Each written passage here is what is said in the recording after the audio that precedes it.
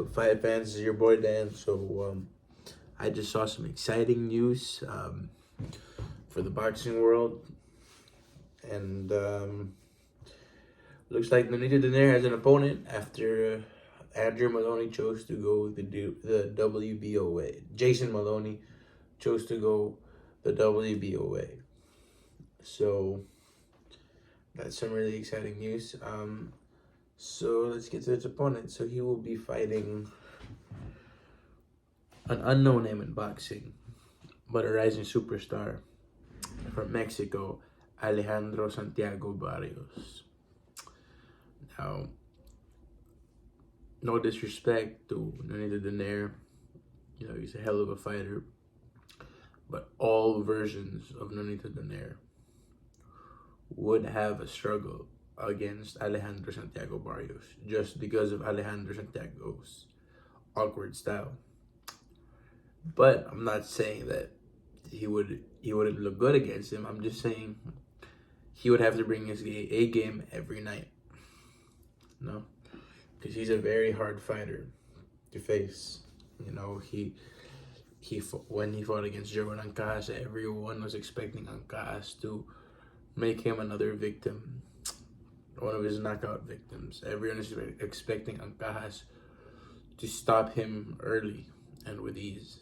That's not what happened. We saw a different fight, and many people believe that Alejandro Santiago Barrios should have won that fight. So now he's making his campaign at 118, and it looks like he stopped everyone in his way.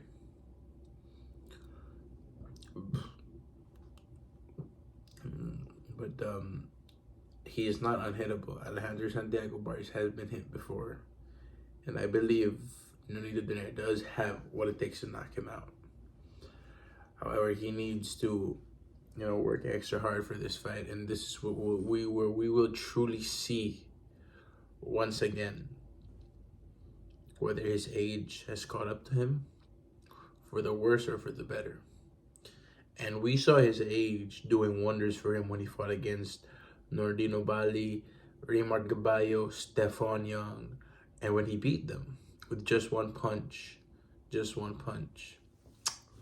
So we'll see if he will be able to time his left hook properly on Alejandro Santiago Barrios. Now, as for the other eliminator in the WBC, we got Raymond Gaballo against a Thai fighter.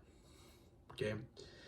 And according to MP Promotions President Sean Gibbons, that fight has to take place in America.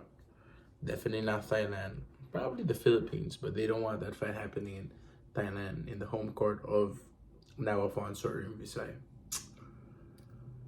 So for that fight, I don't see any other proper day for that fight happening unless it's on the undercard of Nonito Donaire versus Alejandro Santiago Barrios. Because here in America, most people will not watch an Asian fighter against another Asian fighter. I've been to those type of fights, and a lot of seats were not sold out. A lot of seats were for a very affordable price. And I'm talking about, for example, when Naoya Inoue, who's a pound-for-pound fighter, fought Michael Desmariñas. Ringside seats were about $150 to $200. And we're talking about a pound-for-pound fighter. So yeah, Inoue going back to Japan. Now for that fight, if it's gonna be a main event, I'm sorry, it's not gonna sell much. So the best place for it to happen is on the undercard of Nonito Donaire versus Alejandro Santiago Barrios, because that event will, definitely sell out and get a lot of fans interest because it's the return of Philippines versus Mexico. Okay, that's just my 2 cents. It's almost like when Marlon Tapales fought against Hiroki Teshigawara. That fight wouldn't have sold much seats if that was the main event when Donaire fought Gaballo. So the winner of each fight will face one another, I believe, unless they can do step asides, possibly for a unification bout at 118, so the belts can reunify. But I'm expecting to see we're expecting, everyone's talking about a possible rematch between Nonito Donaire and Raymond Caballo. A fight that I have stated will most likely happen once again.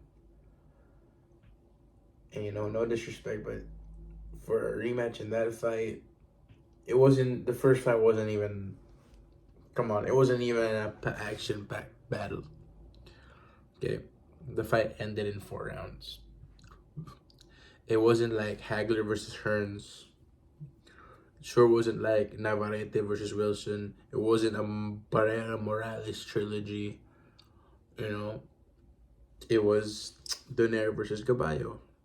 And whenever you bring up Nonito Donaire, even though that fight was pretty recent, you don't hear too many boxing fans talking about it. Unless you're in the Philippines. So, I'm not saying it's a worthless fight.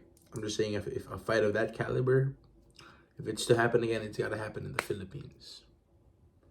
Okay? Then we'll see a lot of audience and people watching. Because out here in America, they'll be like, did they already stop this guy? The people here are going to be like, I'm going to see Nonito stop this guy who he stopped in 4 rounds, stop him again. Whereas if it's in the Philippines, people will actually believe in Raymond Caballo. Because, he's, because they know who he is. Out here, he's not that well known. And if you ask people about him, they'll be like, oh yeah, he's a guy that got knocked out by Donaire. Unless he has a spectacular performance against Alfonso Riverside. But here's a plot twist. Raymond Caballo's new coach is Nonito Donaire's father. And Nonito Donaire Sr. has said on video that he will corner Raymond Caballo if he is to fight his son once again. That, in my opinion, is a lot of boxing drama. And that's another reason as to why this fight will probably not happen.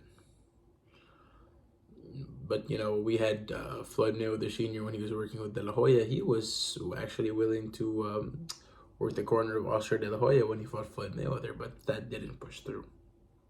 So maybe this won't push through either, but if that happens, then yeah, maybe you bring that fight to America, because that's like a family affair in the ring.